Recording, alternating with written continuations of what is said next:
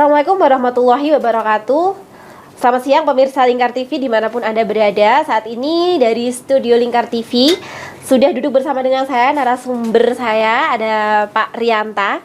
Beliau merupakan Ketua Gerakan Jalan Lurus dan juga merupakan pendiri Kantor Hurkum Budi Utomo ya Pak ya. Saat itu beliau juga merupakan mantan pengusaha dan mantan anggota DPR RI. Kita sapa dulu narasumber kita pada siang hari ini. Selamat siang Pak. Selamat sore Mbak. Oh iya, selamat sore. Apa kabar? Apa kabar? Alhamdulillah baik dan selalu dalam lindungan, kemudian juga selalu diberikan kesehatan yang prima. Amin, amin, amin. Pak, kita kalau melihat fenomena sekarang yang tengah terjadi nih Pak, sesuatu yang luar biasa sekali ini dari kabar terkini dari BGN. Kepala BGN-nya ini dicopot. Padahal sebelumnya sempat meresmikan beberapa SPPG nih bersama dengan Pak Presiden Prabowo dan habis naik haji juga itu Pak. Menurut Bapak itu seperti apa Pak fenomenanya seperti ini? Bagaimana nasib seorang Dadan Hindayana bisa benar-benar terbalik sampai 180 derajat hanya dalam waktu 48 jam? Baik, yang pertama saya ingin sampaikan bahwa program MPG ini adalah program calon Presiden Prabowo Subianto saat itu. Iya. Jadi itu masuk di dalam satu visi misi calon presiden. Nah, dokumen visi misi calon presiden itu menjadi satu dokumen resmi dan ini merupakan janji politik seorang calon presiden. Makanya harus dilaksanakan.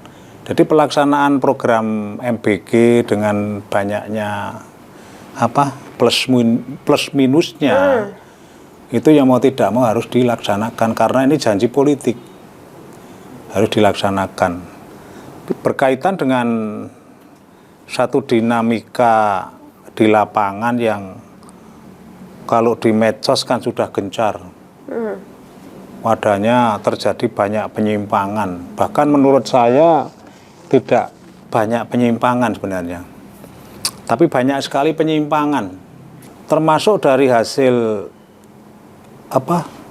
investigasi tidak maksimal saya berkaitan dengan salah satu SPPG di Kunduran Blora. Iya. Itu ada permasalahan dengan pihak yayasan. Kemudian saya atensikan kepada anggota DPR RI tapi tidak bergerak. Kemudian saya suruh bikin laporan tertulis ke Badan Gizi Nasional.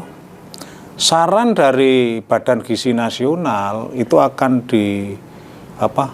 dikonstruksikan kembali dan orang saya ini, tapi orang saya bukan berarti Pak Rianto ikut di dalamnya, bukan, saya nggak ikut. Kalau sejak nggak ada intervensi sejak awal malah tak sarankan nggak usah ikut kayak gitu. Itu disarankan untuk mau diikutkan salah satu yayasan, di mana yayasan itu milik oknum Badan Gizi Nasional. Ini fakta, bukan Pak Rianto ngarang. Dari beberapa investigasi saya yang tidak mendalam, ada beberapa yayasan ormas keagamaan yang sebenarnya tidak mampu. Mungkin ada di NTB, di sini, dan itu banyak korban. Korbannya itu termasuk rekanan yang berkaitan dengan supplier itu bangsane ompreng dan lain-lain itu. Ini fakta. Kemudian kalau di medsos kan sangat gencar. Dan di medsos itu bukan didasarkan pada hanya opini atau pernyataan seseorang, tapi itu didasarkan pada pandangan siapa yang membuat opini itu. Jadi itu sebenarnya nyata. Saya melihat program MBG ini sebenarnya bagus. Karena juga merupakan realisasi daripada janji politik calon Presiden Pak Prabowo Subianto yang sekarang jadi presiden. Ini direalisasikan. Walaupun kalau saya boleh jujur, program MBG BG saya total tidak setuju. Kenapa? Ya lebih baik digunakan untuk hal-hal yang lebih bisa meningkatkan produktivitas masyarakat. Ya jangan diberi makan yang menurut saya lebih baik kan diberikan satu skill. Itu untuk pemberdayaan masyarakat, untuk pendidikan keterampilan, untuk kursus-kursus agar masyarakat angkatan kerja itu mempunyai keterampilan, mempunyai skill. Karena orang itu akan diselamatkan oleh keterampilannya. Ya, ketika Pak Rianto ini bisa ngelas. Berarti lebih fokus ke pelatihan kerja. Kalau menurut saya itu diarahkan ke pelatihan kerja seperti yang dilakukan oleh pemerintah di luar negeri. Tapi kan seperti Jepang, seperti Cina, Taiwan itu polanya begitu. Bahkan di Cina anak usia 5-6 tahun sampai 10 tahun itu sudah bisa jahit hasil jahitan yang bagus tuh. Bukan orang-orang dewasa, itu di usia 5 sampai 10 tahun sudah bisa. Nah, bagaimana kalau di Indonesia itu dia siapkan seperti itu? Bukan malah sekarang kebijakannya dijejeli tentang Pancasila terus, budi pekerti terus. Ini malah mau dijejeli lagi dengan bahasa Perancis. Wah ini kagian jejelan, berarti hasilnya itu malah nol. Bahasa bagaimana? Portugis juga. Apa? Bahasa Portugis juga. Nah, sebelumnya itu. Bahasa Portugis. Kalau yang penting jangan bahasa Londo. Karena kalau atau bahasa Londo malah penting. Karena daripada dijajah oleh bangsa kita sendiri rasanya pedih. Karena beberapa bukan, lebih baik kita buat satu komitmen baru. Bagaimana Londo diundangnya kon jajah. Mereka diajari basa Londo, jadi nanti Londo kon jajah rene. Ini kira-kira kelakarnya kan begitu. Ini makanya nggak usah diprotes ini. Udah pahlawan berdarah-darah mau meraih kemerdekaan ini malah disuruh menjajah lagi. Nah itu sayang. Jadi kalau Pak Karno dulu kan kemerdekaan adalah jembatan Mas. Yang penting merdeka sih.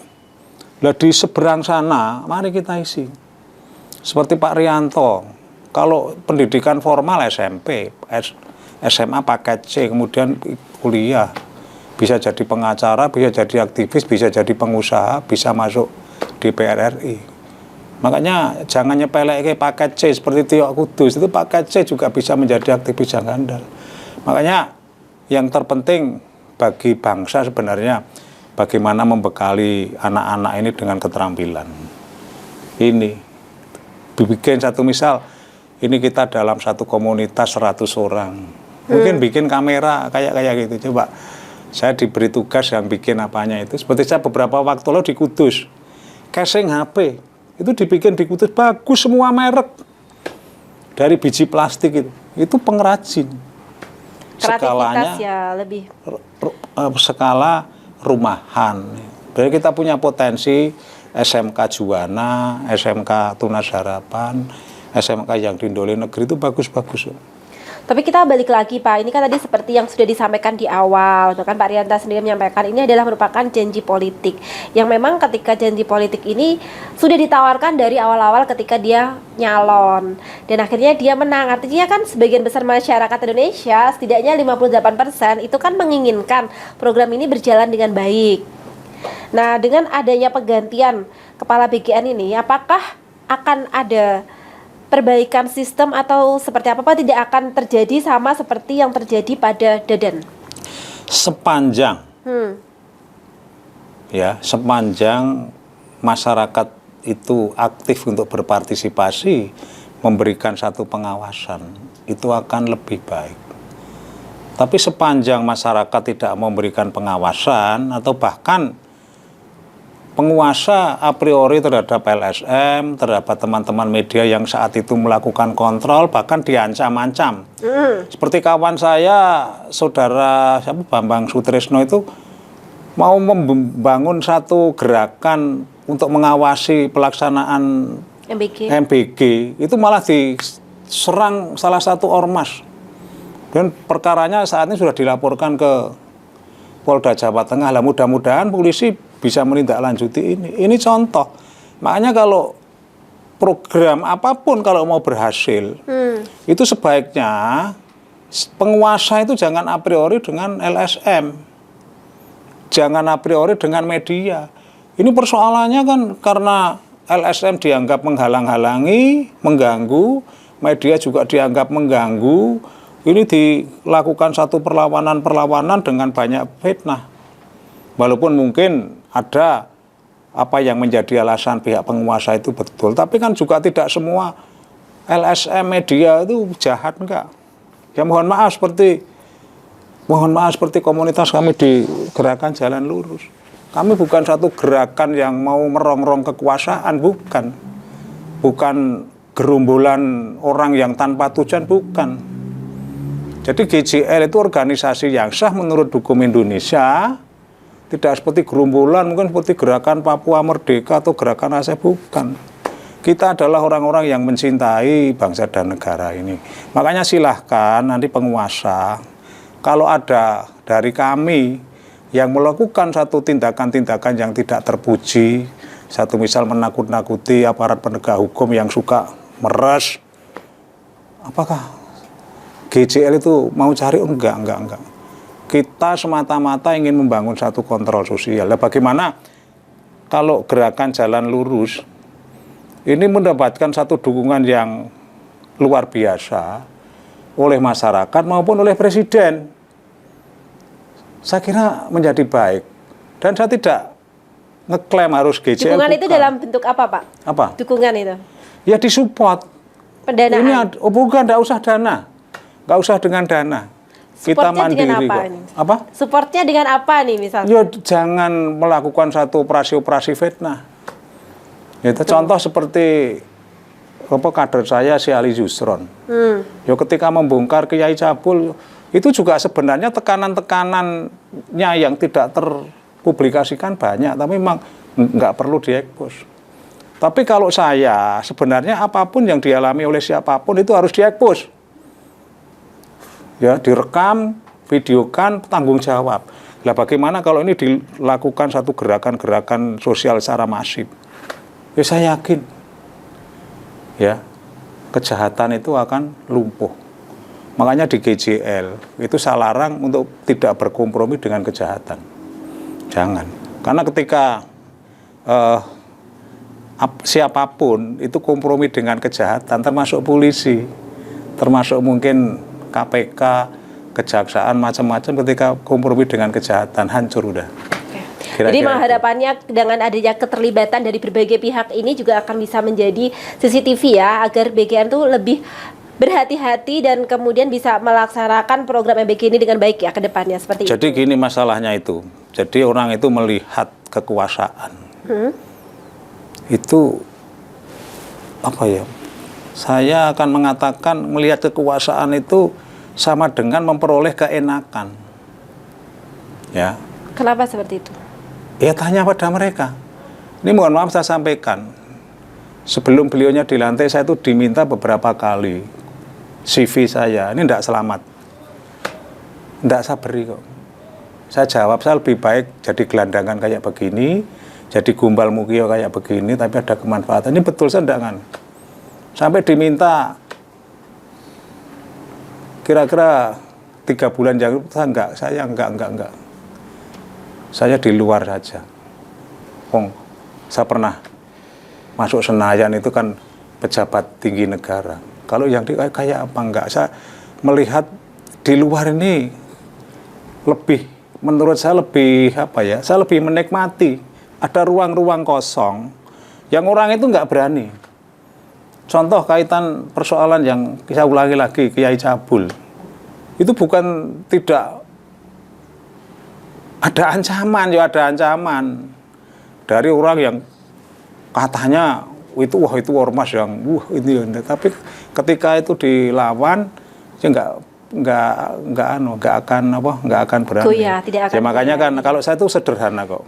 Tuhan saya, Gusti Allahku, itu selalu memberikan pelajaran ke saya dan GJL. Kebenaran itu akan menang. Jadi kebenaran itu akan menang. Walaupun lambat. Walaupun lambat. Itu titik. Makanya jangan coba-coba bermain-main dengan keadilan. Nah ini saya berharap seperti Mas Botok, Mas Teguh dan lain-lain, ayo kita bersatu. Jangan sampai ada yang merasa hebat. Satu misal, wah ini hebat, jangan. Semua hebat.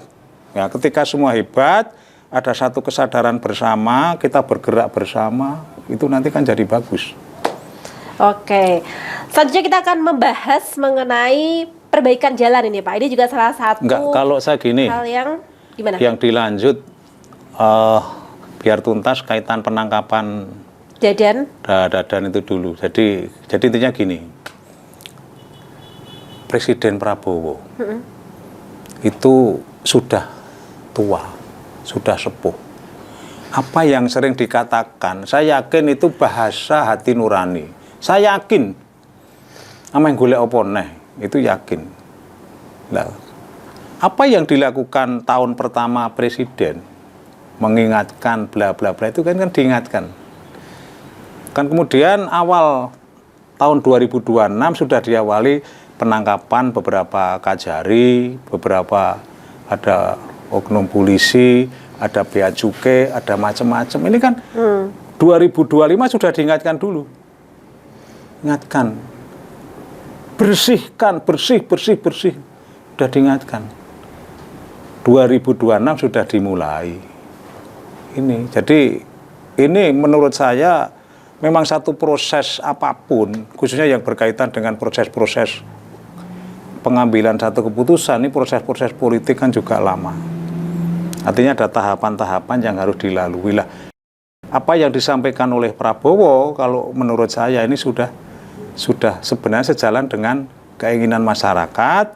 Hanya persoalannya karpe masyarakat ini ono korupsi ya langsung dihukum mati, langsung asetnya disita. Nah, itu karpe rakyat. Tapi sebenarnya Prabowo sudah menjawab itu semua. Hanya karena lingkaran istana pun juga banyak yang kelompok kepentingan yang hanya sekedar cari ini. Ini di istana. Ini fakta yang diakui oleh Presiden sendiri juga. Karena nah, makanya kekuasaan sekarang tuh juga harus dibeli pakai ini. Apa? Kekuasaan. Itulah yang membuat apa? Yang membuat semuanya ini menjadi hancur. Makanya ada satu cerita, dan ini saya yakin, kalau mau jadi anggota DPR RI, ya, harus menghamba kepada pengusaha tambang. Pengusaha tambang yang duitnya banyak, satu misal jadi anggota DPR RI di luar Jawa, habis 50 miliar atau 30 M ke atas. Yang punya duit atau dia punya sumber dana uang, ya pengusaha tambang toh. Walaupun itu kemungkinan bukan uangnya sendiri, tapi lalu lintas uang yang berkaitan dengan perusahaannya kan banyak. Nah ini kalau satu misal ingin punya anggota DPR RI yang nanti akan dimasukkan ke Komisi 7 yang membidangi sektor pertambangan, dia hitung-hitungannya gampang. Ini loh yang jadi masalah. Jadi oleh karena itu saya menyampaikan apresiasi kepada Presiden di dalam astagfirullah yang ketiga, ingin menumbuh kembangkan wirausaha baru. Ini keinginan-keinginan politik yang masuk visi misi Presiden. Ini harusnya didorong. Kemudian juga Presiden telah membuat satu kebijakan, kalau itu ditambang rakyat, ayo gaet koperasi. Kemudian ada kebijakan lagi tentang izin pertambangan rakyat. Ayo ini segera kita realisasikan, khususnya daerah-daerah yang berpotensi tambang seperti di Papua. Bukan di Jawa. Kalau di Jawa tambang galian serano apa-apane marai bangkrut. Tapi kalau yang di situ ada potensi uranium atau bahan mineral yang lain seperti emas, ini yang perlu didorong munculnya koperasi-koperasi yang diberikan izin atau konsesi tentang tambang maupun perorangan. Jadi maupun perorangan. Jadi saya ingin sampaikan ke Pak Prabowo, jangan hanya koperasi dan perorangan, tapi juga koperasi dan badan usaha yang dimiliki oleh pribumi, Pak Prabowo. Jadi saya ingin ada satu gerakan. Ini gerakan itu agar nanti menasional, gerakan pembangkitan pengusaha pribumi. Apakah ini rasialis, Pak Rento? Bukan. Pribumi itu kata-kata penyemangat. Daripada kita melihat kenyataan sekarang, Coba, ada perusahaan besar, ada korporasi besar, karyawannya yang kerja-kerja urusan-urusan teknik macam-macam, orang-orang pribumi kok. Hanya perusahaannya itu dimiliki oleh orang asing, ya orang asing. Dan ini kan goblok kita. Padahal perusahaan yang gede-gede kayak gitu apa? Ya modalnya dengkul, saham fiktif. Ya, apakah kita nggak bisa bikin perusahaan dengan saham fiktif? Ya sangat bisa. Hanya sekarang harus ada keinginan politik. Bagaimana yang berkaitan dengan astacita Presiden Prabowo yang ketiga, menumbuh kembangkan wirausaha baru. Ayo ini kita realisasikan.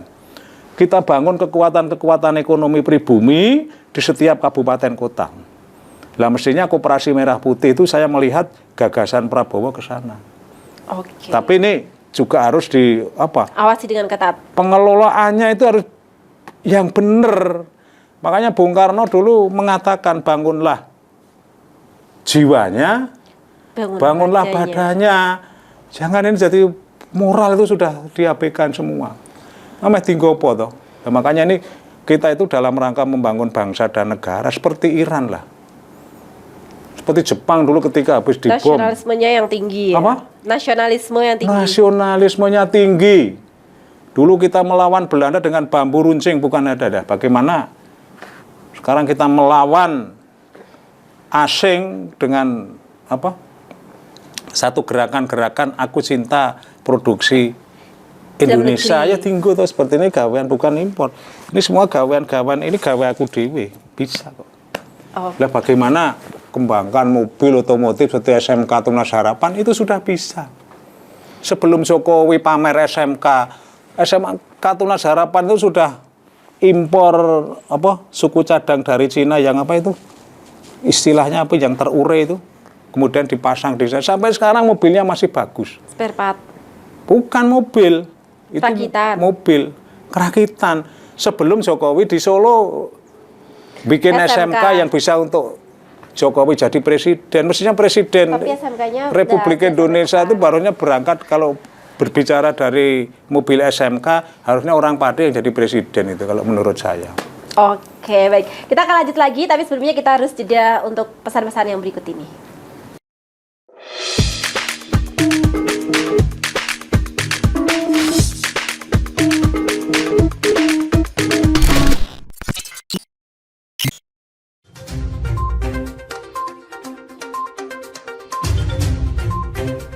Merangkum semua peristiwa sebagai berita yang penuh fakta.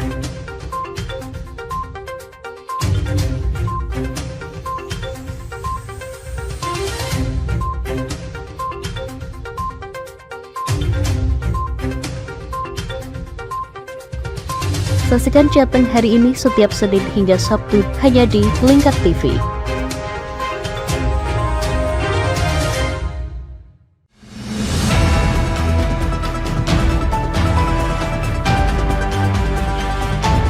Siang hari, waktu yang tepat untuk berita akurat. Menyajikan berita dan informasi hangat di tengah aktivitas Anda demi mendapatkan fakta terbaru untuk langkah yang lebih pasti. Dalam Lingkar Siang, setiap Senin hingga Sabtu jam 1 siang hanya di Lingkar TV.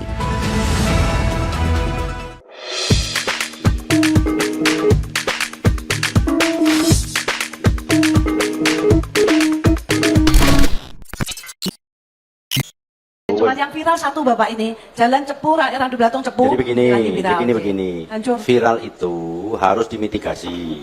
Satu, dilakukan pengecekan, dua, disesuaikan dengan kemampuan. Dulu pernah ada salah satu bupati wilayah Sragen, lurah itu gopak nih apa?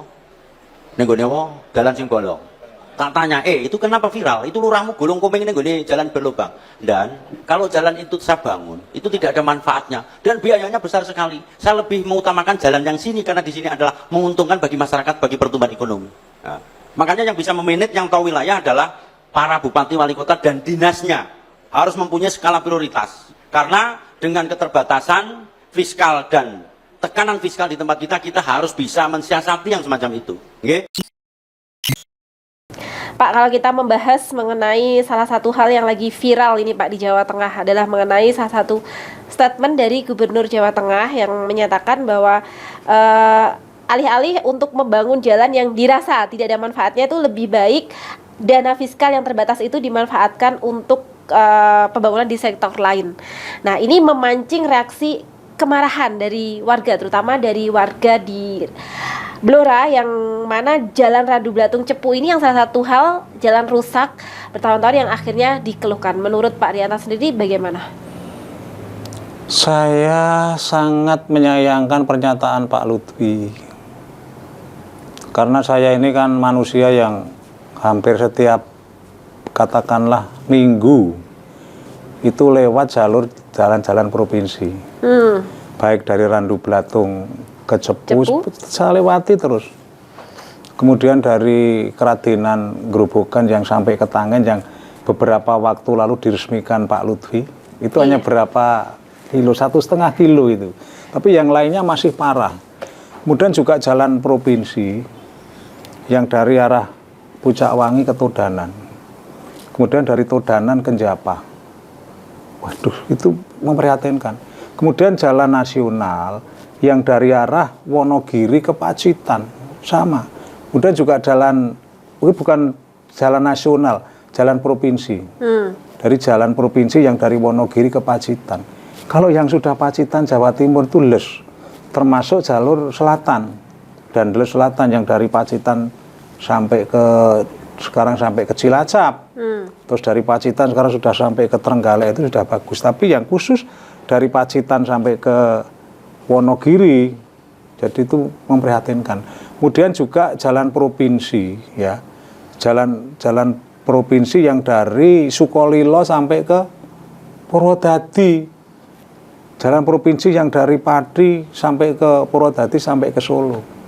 Untung kemarin era Pak Jokowi ada 800 miliar lewat Inpres untuk Solo. Ya? Wah, itu kalau nggak ada Pak Jokowi lebih parah lagi. Kemudian juga beberapa jalan nasional, ya contoh yang di sektor barat dari Mbawang sampai ke Batur di Indiang itu sama. Kalau menurut Pak Rianta tuh seurgensi apa sih Pak memperbaiki jalan ini? Apakah benar kalau jalan itu tidak ada manfaatnya untuk diperbaiki, mending nggak diperbaiki daripada mengeluarkan anggaran yang besar? Itu satu pernyataan yang kurang tepat. Apalagi kalau kita melihat jalan provinsi. Kemudian berapa dana-dana rakyat yang dikelola oleh provinsi. Anda tahu berapa target pendapatan dari pajak kendaraan bermotor dan biaya balik nama kendaraan bermotor? Saya tahu nggak usah lihat-lihat kayak gitu. Sekitar 3,96 miliar.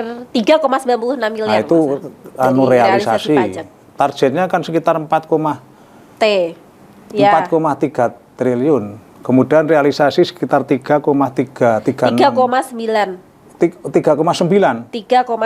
triliun. Ya. Realisasi. Ya. Coba. Realisasinya 3,96 triliun. Dikembalikan lagi ke jalan provinsi berapa? Alokasi anggaran untuk perbaikan untuk kebina margaannya 320 miliar. 320 miliar dari target 4,3, realisasinya 3,9 triliun, dikembalikan ke jalan provinsi hanya 320 miliar. Itu alokasi anggaran yang bersumber dari pajak kendaraan bermotor dan biaya balik nama kendaraan bermotor, dan itu duit rakyat. Belum lagi ada tambahan lagi option yang 66%. Ini belum itu loh. Option lain lagi loh itu. Itulah. Jadi kalau pernyataan Pak Gub kayak gitu nih, ya jujur saya harus menangis. Saya orang yang hampir, mohon maaf lah, tiap 2 minggu, tapi kalau dalam 1 bulannya saya itu pasti lewat jalan-jalan provinsi itu. Makanya yang saya katakan ini betul. Seperti yang tempo hari diresmikan Pak Gub, jalan antara Tangen sampai di Kecamatan Keradenan Grobogan, yang mau lebaran kemarin, itu yang diresmikan itu hanya berapa? 1,5 kilo. Itu diresmikan gubernur. Saya lihat kalau lewat situ saya itu nangis. Kok masih begini? Lah bagaimana kalau kebijakan yang berkaitan dengan alokasi anggaran kebinamargaan yang dari perolehan 3,9 triliun itu dikembalikan ke jalan 3,5 triliun atau mungkin 3 triliun itu untuk perbaikan seluruh jalan di Provinsi Jawa Tengah. Lah saya berharap teman-teman LSM, teman-teman media, masyarakat Jawa Tengah, tokoh masyarakat, tokoh agama, ormas, khususnya ormas besar seperti Muhammadiyah, NU, LDII, mungkin MTA, mungkin Jahula, macam-macam, atau mungkin komunitas dari agama lain, coba ini dicermati. Bahwa perolehan pajak daerah yang bersumber dari pajak-pajak masyarakat, khususnya pajak kendaraan bermotor dan bea balik nama kendaraan bermotor. 1 tahun yang kemarin realisasinya adalah 3,9 triliun. Tapi hanya dikembalikan ke sektor bina marga. Ini bina marga provinsi ini menjadi kewenangan provinsi. Mestinya dari pajak PKB dan BPNKB ini dikembalikan lagi untuk perbaikan jalan. Hanya 320 miliar. Ini sedih. Sedangkan dana hibah untuk ormas di Jawa Tengah saja, saya pernah melihat di medsos, tapi ini mungkin perlu akurasinya perlu dicek lagi. Sekitar 100 miliar itu hibah untuk organisasi kemasyarakatan. Coba yang 100 miliar itu nggak usah diadakan. Nanti dikembalikan untuk perbaikan jalan bertahap. Atau kalau saya mendorong bagaimana agar rakyat Jawa Tengah di semua kabupaten kota untuk melakukan aksi turun jalan, minta kepada DPRD Jawa Tengah dan gubernur untuk bagaimana agar penggunaan dana yang bersumber dari pajak rakyat yang 3,9 triliun itu ini difokuskan untuk perbaikan jalan. Karena memang itu sumbernya itu dari pajak kendaraan bermotor dan bea balik nama kendaraan bermotor. Ini harusnya jalan di Jawa Tengah sudah mulus. Kalau perlu dilakukan perampingan, seperti dinas koperasi, dinas apa itu nggak usah, itu cukup ditangani asisten. Jadi gubernur itu sebagai wakil pemerintah pusat yang tugasnya melakukan koordinasi. Coba dinas perdagangan, apa tuh gunanya di provinsi? Nggak ada. Nggak ada. Perizinan nggak perlu ditangani provinsi. Cukup didelegasikan kepada bupati dan wali kota. Ini perlu satu dorongan gerakan-gerakan sosial yang lebih masif, lebih besar, khususnya antara warga masyarakat dengan mahasiswa, untuk bagaimana segera mendorong dilakukan amandemen Undang-Undang Dasar. Ini termasuk yang berkaitan dengan penggunaan pajak ini, termasuk juga pajak-pajak yang tapi ini masuk ke kabupaten kota. BPHTB, biaya perolehan hak atas tanah dan bangunan. Jadi kalau menurut saya, pemerintah saat ini di dalam menaikkan pajak itu ugal-ugalan. Jadi ini tolong catat. Jadi pemerintah ugal-ugalan, khususnya di dalam BPHTB ini ugal-ugalan sekali loh. Kenaikannya, kemudian kalau perolehannya itu di bawah NJOP, itu harus pakai NJOP. Tapi kalau perolehannya itu sesuai NJOP, nanti dinganu lagi harus nilai pasar. Ini yang ribet. Makanya kerja-kerja pemerintah daerah khususnya yang ada di Pemda atau di PKAD itu hanya apa? Hanya melayani orang keberatan. Mestinya kalau kita mau konsisten sebagai negara yang berdasarkan pada hukum, pasal 1 ayat 3 Undang-Undang Dasar 45 bahwa Indonesia negara hukum. Mestinya yang berkaitan dengan penerapan pajak itu nilai transaksi. Transaksinya berapa? Kita mesti mengacu pada pasal 13, 20 KUH Perdata ini sebagai acuan hukum. Ini diorak-arik semua. Kalau menurut saya polanya ini pola ugal-ugalan untuk bagaimana meres rakyat. Oleh karena itu rakyat ya pilihannya melawan. Jangan dibiarkan, tapi lawanlah dengan perlawanan-perlawanan yang konstitusional. Ini kan karena memang ada efisiensi dan anggaran untuk perbaikan jalannya ini kan sangat menurun, Pak. Rencananya dari Gubernur Ahmad Lutfi ini sendiri akan melakukan perubahan nanti di anggaran-anggaran pokir agar bisa dialokasikan untuk perbaikan jalan. Menurut Anda seperti apa, Pak? Saya sangat mendukung gubernur. Ketika kebijakan politik anggaran Gubernur Jawa Tengah Pak Lutfi, itu poker itu dipangkas, kemudian dialokasikan untuk pembangunan infrastruktur. Kalau itu dilaksanakan Pak Gub, saya dukung total. Karena dengan adanya poker selama ini hanya bikin kewibawaan pemerintah itu merosot. Ya, contoh, ada poker 200 miliar. Ini mohon maaf, jangan nanti dikira saya buat-buat. Pelaksanaannya itu bisa di bawah 50 juta. Itu 200 betul. M? 200 juta 200 poker-poker juta. Itu pelaksanaannya itu ada yang kurang dari 50 juta, bahkan di beberapa tempat itu fiktif. Makanya ini tugas kepolisian, tugas kejaksaan, karena ini kan kecil-kecil. Tanpa harus menunggu polisi presiden, karena itu tupoksi kepolisian dan kejaksaan itu buat ditindak, disidik. Tapi jangan sampai kalau ada orang yang berteriak seperti Pak Rianto ini dianggap ini kurang bagus, tuh nanti diancam-ancam, dicari kesalahannya, ini nggak bagus. Ini kita berbicara bagaimana membangun negara yang baik. Saatnya kita bersuara yang kayak begini semua, tapi bukan berarti kita mau merusak negara. Tapi kita itu mau menyelamatkan negara kok. Jadi bagaimana agar anak cucu kita itu tidak menerima warisan-warisan kerusakan. Ini kan rusak. Coba jalan depan rumah saya, baru dibangun belum ada setahun, udah ngelotok semua warga RT kemarin keluh. Gimana Pak? Lah salahmu dewe ketika Makan aspal. bukan ketika dilaksanakan tak kon ngawasi ora atau awasi. Lek ngerjake sore, masa anggaran 200 juta dikerjani dari jam 2 sore itu jam 9 udah selesai. Itu yang penting wis ketok ada kegiatan apa? Ibu yang untuk anu giles setum apa? Wales apa itu? Wah, itu pengaspal itu. Pengaspal maju mundur dipoto, aduh, ini yang harusnya rakyat itu sadar. Kemudian juga saya ingin sekarang ini rakyat itu harus seperti kebijakan Pak Lutfi poker mau itu rakyat harus teriak mendukung. Itu bagus. Seperti Pak Dewo, poker hilangkan anggaran ketika Pak Dewo untuk bina marga ke jalan untuk perbaikan jalan sampai 300 miliar lebih. Lah ini kalau menurut saya yang kayak kita dukung. Dan rakyat harus cerdas. Itu menurut saya. Oke, itu menurut Pak Rianta. Nanti Iya. kita tetap akan menggali lagi opini Pak Rianta. Kali ini tentang perbaikan jalan di Kabupaten Pati. Tapi sebelumnya kita harus break dulu untuk pesan-pesan yang berikut ini.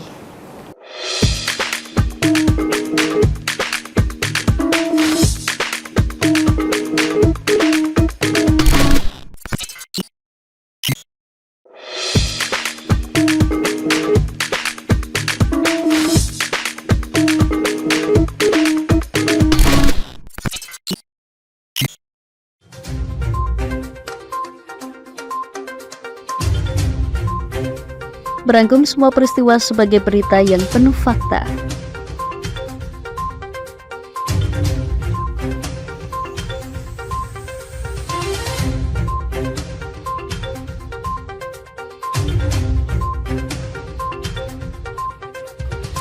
Saksikan Jateng hari ini setiap Senin hingga Sabtu hanya di Lingkar TV.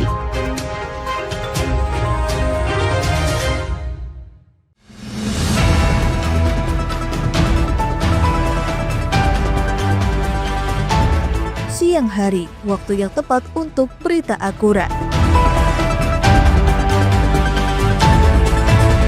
Menyajikan berita dan informasi hangat di tengah aktivitas Anda demi mendapatkan fakta terbaru untuk langkah yang lebih pasti.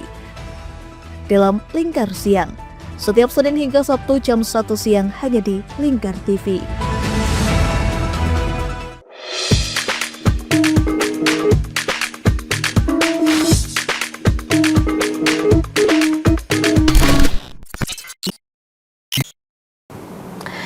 Baik pemirsa Lingkar TV dimanapun Anda berada, masih bersama saya Nelin RA dalam bedah opini bersama dengan Pak Rianta. Pak Rianta nih, sekarang kita mau membahas mengenai Kabupaten Pati nih Pak. Pati ini sendiri kan lagi ada proses yang juga perlu menjadi atensi kita bersama, yakni ada anggaran perbaikan jalan sebesar 210 dan itu sudah dianggarkan oleh Bupati yang sebelumnya, Bupati nonaktif. Namun sampai saat ini tuh belum dieksekusi. Nah, ini DPRD pun sudah mewanti-wanti untuk segera dieksekusi karena ini masuknya di anggaran murni, tapi sampai sekarang perbaikan jalan ini seperti mandek. Nah, menurut Pak Rianta sendiri bagaimana, Pak? Baik, yang pertama saya ingin sampaikan bahwa kebijakan politik anggaran itu sebenarnya domain DPRD. Tentu bersama kepala daerah atau bersama bupati atau wali kota, atau kalau provinsi ya DPRD bersama gubernur. Tapi prinsipnya domain kebijakan politik anggaran itu adalah ada lembaga perwakilan. Makanya kita kalau ke belakang fungsi DPR itu legislasi, anggaran, dan pengawasan. Iya. Jadi ini anggaran itu sebenarnya mutlak kebijakan lembaga perwakilan. Ya, ini anggarannya sudah ada, Pak. Ada. Sudah ada, udah dianggarkan, anggarannya itu sudah ada, tinggal dibelanjakan, tapi sampai saat ini belum dibelanja-belanjakan. Ini yang menjadi pertanyaan dari masyarakat, ada apa, kenapa nggak segera dibelanjakan? Bahkan Dewan juga sudah memperingatkan, memberitahukan kepada PLT Bupati-Pati untuk segera mengeksekusinya. Jangan sampai nanti lewat ke perubahan dan akhirnya terjadi refocusing anggaran. Baik, perlu kalau menurut pandangan saya ingin sampaikan bahwa PLT Bupati Pati Pak Chandra itu kan dalam situasi transisi. Apalagi waktu itu kalau saya melihat yang berkaitan dengan pelaksanaan anggaran, ini bukan kebijakan, Iya. ini tinggal pelaksanaan. Iya, betul, pelaksanaan. Itu KPK berharap kepada Pemkab Pati untuk dilakukan asistensi dulu. Iya. Lah ini tentu apapun yang menjadi sabdone KPK, jadi bersabda, KPK bersabda, ini siapapun mesti takut. Ya. Jadi Dari oleh hasil karena asistensi itu KPK-nya kemarin ketika kita tanyakan, Pak, salah satunya agar segera melakukan pembelanjaan untuk infrastruktur tersebut. Pertanyaan saya tidak mengikuti ya. Iya. Kapan asistensi KPK itu dilaksanakan? Ada 2 bulan, 1 bulan?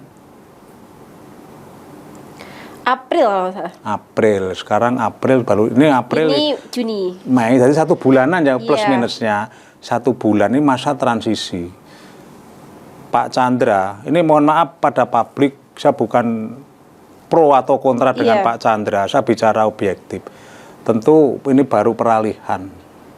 Lah sebenarnya kalau bicara anggaran, anggaran itu kan diawali dari perencanaan. Perencanaan, kemudian pembahasan di lembaga perwakilan. Kemudian menjadi keputusan politik anggaran. Setelah jadi keputusan politik anggaran, monggo, ini menjadi wilayahnya eksekutif, yang dalam hal ini bupati. Lah waktu itu bupati Pak Satiwo. Di dalam satu pelaksanaan anggaran, ada proses-proses administrasi yang perlu dipahami oleh masyarakat. Contoh, pemberian delegasi kewenangan. Jadi bupati membuat SK-SK berkaitan dengan pengguna anggaran. Di mana kalau pengguna anggarannya kan semua OPD atau SKPD kalau dulu, kalau sekarang kan OPD. Ini pengguna anggaran. Kemudian dari pengguna anggaran itu kan mesti membuat SK-SK. Kaitannya dengan pelimpahan kewenangan yang berupa kuasa pengguna anggaran, atau bisa saja itu dihandle oleh pengguna anggaran. Tapi yang terjadi selama ini selalu didelegasikan kepada kuasa pengguna anggaran. Kemudian membentuk SK-SK kepanitiaan yang berkaitan itu, kemudian juga di dalam pengadaan barang dan jasa termasuk penggunaan 210 miliar untuk kepentingan infrastruktur jalan, itu ada mekanisme yang diatur di dalam Kepres pengadaan barang dan jasa. Nanti dibuka saja Kepres pengadaan itu. Ini ada panitia. Kalau dulu panitia lelang, sekarang unitnya yang mengurusi LPSE itu di situ. Itu ada ada alokasi waktunya sampai berapa waktu berkaitan dengan pengumuman sampai final munculnya surat perintah kerja ini. Lah, sepanjang kemarin Pak Chandra belum melaksanakan itu kan karena ada nunggu asistensi KPK. Ini sudah 1 bulan dilaksanakan, tinggal sekarang dilihat di unit yang menangani pelelangan itu. DPU. Itu sebenarnya bukan DPU, harusnya ada unit tersendiri yang khusus menangani itu sampai sejauh mana. Jadi ini sebenarnya kalau struktur organisasi pemerintahan di Pati ini jalan, yang kayak gitu kan tidak perlu menunggu polisi bupati, karena bupati sudah mendelegasikan ke OPD yang berkaitan dengan anggaran-anggaran yang dialokasikan oleh DPRD Pati kepada OPD itu. Jadi alokasi anggaran itu yang memberikan bukan bupati, tapi lembaga perwakilan, karena fungsi anggaran itu loh. Ini saya ingin masyarakat berpikir secara sistemik. Jadi jangan bupati. Artinya jangan. keterlambatan perbaikan jalan ini bukan salah dari PLT Bupati Pati. Menurut pandangan saya bukan salah Bupati Pati. Ya. Jadi bukan gini. Bukan salah Bunda mengandung ini, bukan. Tapi salah Bapak melepas sarung, itu kira-kira itulah. Jadi yang salah itu jane situasinya. Karena situasinya nggak tepat. Melepas sarung sembarangan tadi, gitu.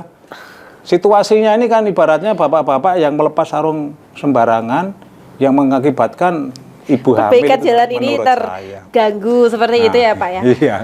Pak, ini kemarin ini kan juga karena dianggap terlalu lambat dalam perbaikan jalan, atau perbaikan jalan ini terkesan mandek setelah bupati nonaktifnya ditangkap KPK itu kan Pak. Yeah. Ini kan kemudian ada posko pengaduan jalan rusak yang didirikan di depan gedung DPRD Pati oleh Gerakan Masyarakat Tolak Korupsi atau disingkat jadi GRMAP. Yeah. Nah, di sana itu masyarakat diberikan ruang untuk mengadu kerusakan-kerusakan jalan di daerahnya yang menurut mereka itu berbahaya dan harus segera ditangani. Nah, per Senin kemarin atau Selasa kemarin itu sudah ada 23 aduan titik jalan rusak. Dari 23 aduan tersebut baru 4 titik jalan rusak yang masuk dalam rencana perbaikan di DPUTR. Padahal di DPUTR sendiri itu ada sekitar 54 titik jalan yang akan diperbaiki dengan anggaran 210 miliar. Nah, GRMAP sendiri itu berharap bahwa Pemkab itu lebih mengutamakan perbaikan jalan untuk yang diadukan masyarakat di poskonya. Menurut Pak Rianta sendiri bagaimana? Tidak bisa seperti itu. Kenapa? Karena di dalam satu mekanisme anggaran, kalau kita bicara anggaran itu ada Undang-Undang 17/2003 tentang keuangan negara.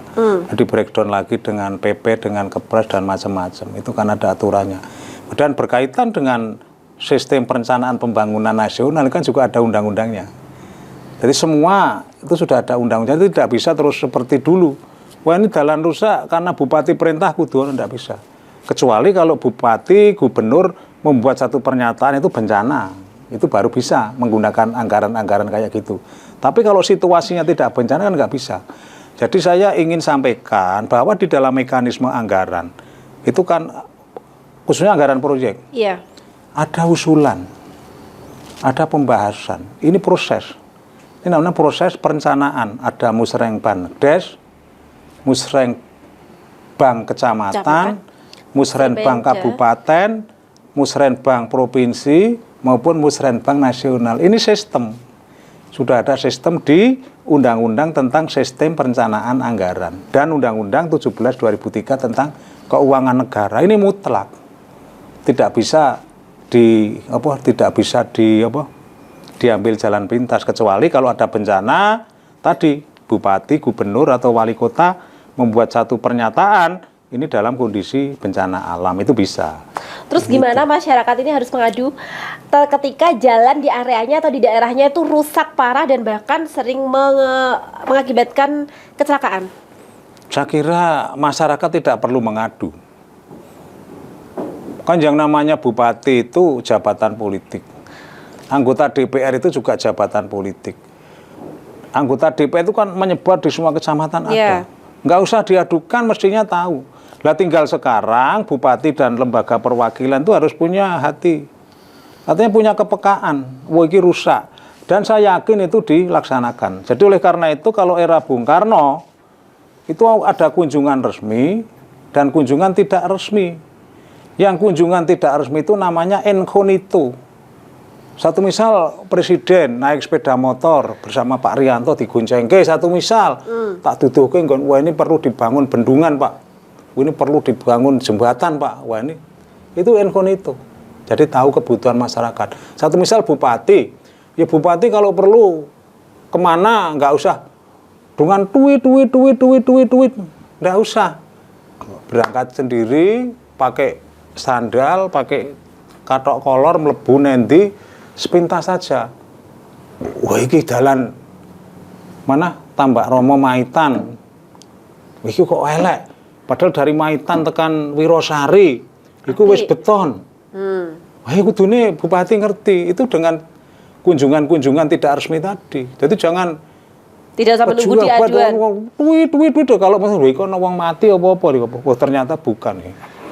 Jadi emang pemimpin itu harus responsif ya. Kalau menurut saya itu makanya tanpa perlu diadukan. Makanya ini mohon maaf, siapapun yang bernafsu untuk menjadi pemimpin, kalau menurut pandangan ini pandangan-pandangan yang salah besar. Oke. Jadi salah besar siapapun lah. Sopo sing dadi bupati kita dunyane tambah gak ono. Sopo sing dadi DPR dunyane tambah gak ono malah do melarat. Ini fakta. Sopo sing dadi kepala desa dunyane tambah malah do melarat. Kecuali sekarang ada dana desa itu kita wood itu loh. Ini yang bagaimana ini dihentikan? Ya sederhana toh. Masyarakat kita bangun kepeduliannya, tapi jangan jahat. Jadi jangan jahat. Masyarakat jangan jahat. Kemudian jangan takut menghadapi ancaman. Karena kita sudah berhubungan kayak begitu kadang diancam, nggak usah takut. Persoalan hidup dan mati itu kan urusan sana. Ini kalau menurut pandangan gerakan jalan lurus. Dan ini sudah terbangun, mindset ini sudah ada di setiap insan gerakan jalan lurus. Makanya marilah kita itu bergerak membangun sesuatu sesuai dengan posisi kita masing-masing. Ya sing bupati ya tadi.